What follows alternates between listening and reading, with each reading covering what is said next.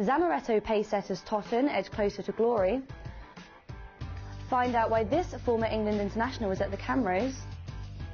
And it's crunch time as Winchester Football First fight for survival in the league.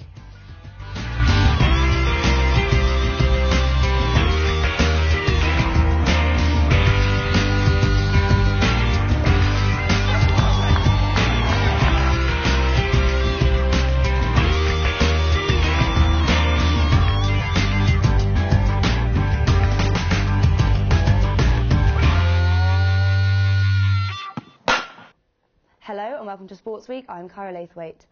With the season drawing to a close, fans at the Testwood Stadium have promotion in their sights. Mikey Smith went down to AFC Totten to see if they can get another 3 points closer to the league title against Yate Town. AFC Totten hosted Yate Town on Saturday, with all eyes on Michael Gosney, who was rumoured to be being monitored by Football League clubs, including Championship side Millwall. And it wasn't long before the winger made an impact in this game, albeit in rather unusual circumstances.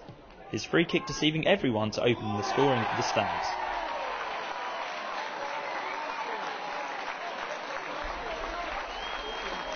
Totten looked hell-bent on continuing their 100% record since moving into the Testwood Stadium, and it wasn't long before Gosney made a more purposeful contribution.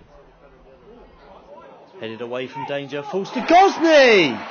Second goal for Mike Gosney, second for Totten.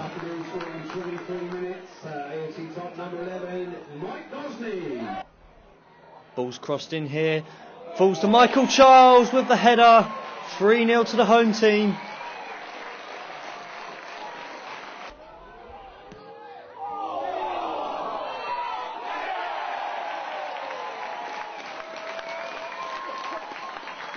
Substitute Nickel Plummer finding the net with this deflected shot.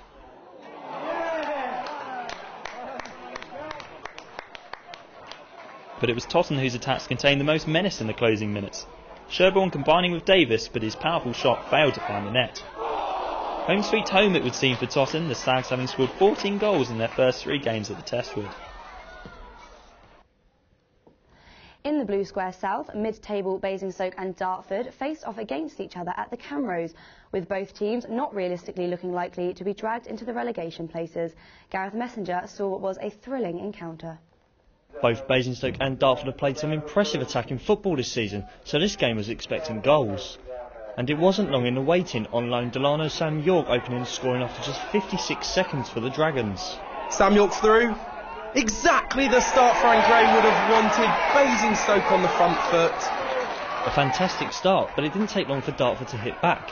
Ryan Hayes' cracking strike beating keeper Che Morris 3 minutes later. The Dragons lead lasting just 3 minutes, a classy finish by the Dartford winger. The Darts brought a strong away following to Hampshire, and again they were celebrating. Basingstoke's inability to clear their lines resulted in a Dartford goal, Danny Harris poking home.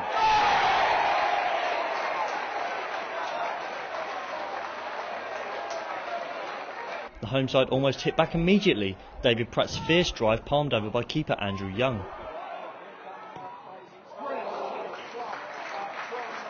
Frank Gray's side continued to press and got their reward. Sam York again with the finish to score his 3rd goal in 2 games. Sam York into the box, he's round 1, he's round 2. The AFC Wimbledon loanee doubling his tally. What a great first half we've had here.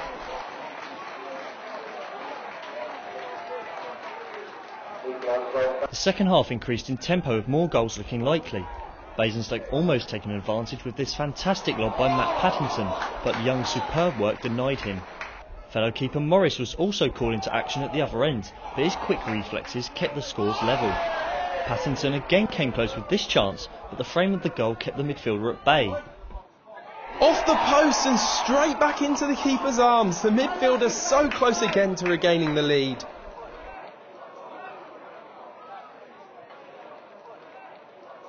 Former Manchester United and England forward Teddy Sheringham was at the Camrose on Saturday to see his son Charlie, and Sheringham almost sent the away fans into raptures with a powerful shot that went crashing into the crossbar. But just 40 seconds later, Basingstoke also hit the woodwork, Pratt's header rattling off the bar. However, the game did end on a sour note. Basingstoke defender Joe Dolan being sent off in the 89th minute for foul and abusive language during this Dartford chance. Dolan being given a talking to... Oh, and it's red! Dolan perplexed, but Basingstoke down to 10 here. The draw keeps both sides level on points in the middle of the Blue Square South table. Gareth Messenger, Winchester News Online. And I am now joined by Gareth, who is our Basingstoke correspondent. Well, it looks like it was a fantastic game at the weekend. It was, Cara, it really was. They're usually tight games at the Camrose, but this one had an added excitement to it. It was, you know, a superb start. Sam York's goal in the first minute, but Basingstoke, their defending has proven to be their downfall throughout the season. The tempo of the game never changed. You know, we had 4 goals, 4 times the woodwork was hit, and we even had a sending off, so it had it all on Saturday. Right, well, Basingstoke have not seemed to gain any sort of momentum this season. Why do you think Frank Gray's team has lacked consistency, shall we say? Yeah, they have lacked consistency. I mean, last weekend they were 7 games without a win, but now they've got 4 points in their last 2. So there is that concern for form. However, they have had injuries. Robbie Rice has been out for a month and a half. He did come back on Saturday, though. Ross Adams, he's a kind of leader within the team. He's been missing since the Eastleigh game. But they've brought Joe Dolan back, and he's been superb. He's been absolutely quality for the side. But with his suspension now, they will be missing him. So does the team, I mean, well, it looks like the team is building for the future. Will that be key for next season? Oh, it's going to be vital. It'll be absolutely vital. The Dragons have a very young squad. You know, most of their key players are in the early 20s, which is unbelievable. One of these players is their top scorer, Greg Draper. He's got 16 goals and already a cap for New Zealand. That's incredible at this level. But he may be a target for bigger clubs in the summer. We don't know yet, but Frank Gray's experienced and I think he knows what he's doing. What he'll do will benefit the club in the long run. All right, thanks, Gareth. Right, well, we can now go over to Amy to see how results have affected the tables. Thanks, Cara. Well, there's been a great deal of change at the top of the Blue Square South table. Eastleigh's 1-0 win over Bishop Stortford at the weekend was not enough to prevent them dropping down to 7th after they drew 0-0 with Dartford last night. The Spitfires now lie 1 point off the playoffs with 2 games in hand, but is looking tight in the run-up to the end of the season with several teams still in contention for the playoffs. As we've just heard from Gareth, mid-table Basingstoke remain in 13th place after their 2-2 draw against Dartford on Saturday. Frank Gray's side looks set to have settled in mid-table. AFC Totton remain top of the Zamaretto South and West League after second-place Sholing failed to win against North Lee last night. Totton secured all 6 points from their last 2 games, leaving them 5 points clear at the top. So, plenty of potential for our non-league games going into the end of the season, Cara. Now, away from league action, Winchester City looked to get closer to some silverware as they took on Handball to try and bounce back from their Hampshire Senior Cup exit to Totton last week. Gareth went to find out if Winchester could get to their first final of the season. Winchester travelled to Totton to face Handball Association on Tuesday night, with a place in the Wessex League Cup final up for grabs. But Winchester were soon under the cosh after Simon Quirk's late challenge resulted in a straight red card.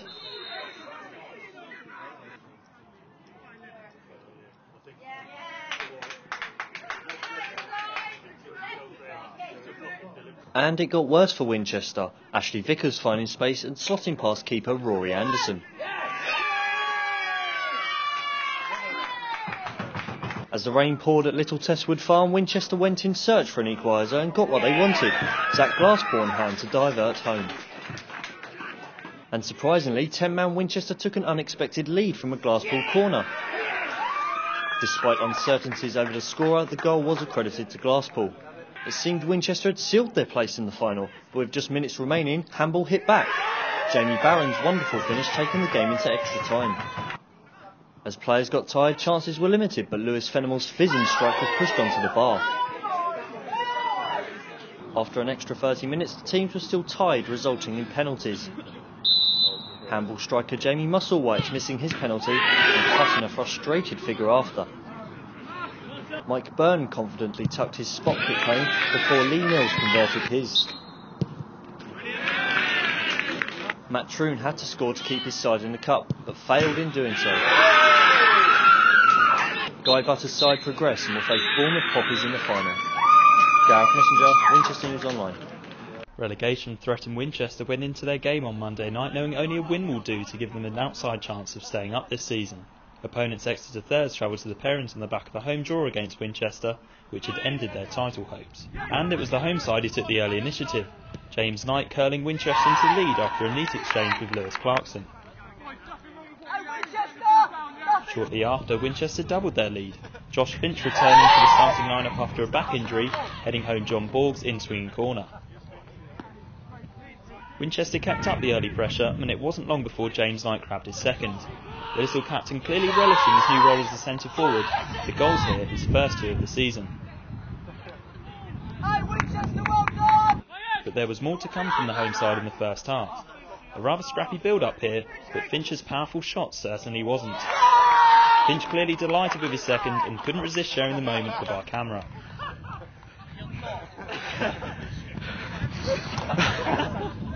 And there was no let-up for the lacklustre Exeter side in the second half. Anderson Bankole neatly tucking away his first goal in Winchester colours as the Winchester dominance continued. And Bankole appeared to have enjoyed the experience of scoring and added his second just minutes later after some excellent play by Finch. This completed the scoring with a 6-0 result, meaning Winchester still have a fighting chance of staying in the division going into the final game of the season. Marky Smith for Winchester News Online.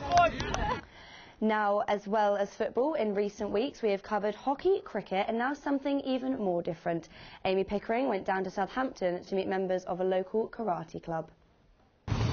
Now, you may think that karate is all kung fu fighting, but I went down to Southampton to see what it's really all about.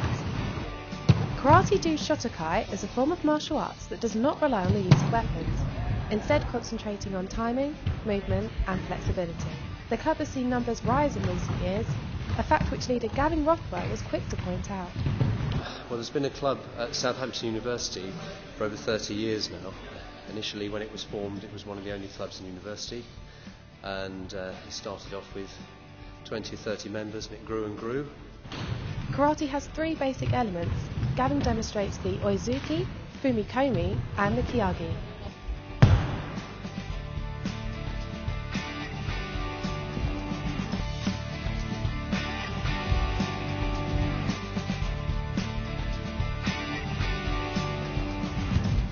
Karate is certainly a sport that packs a punch. Amy Pickering, Winchester News Online.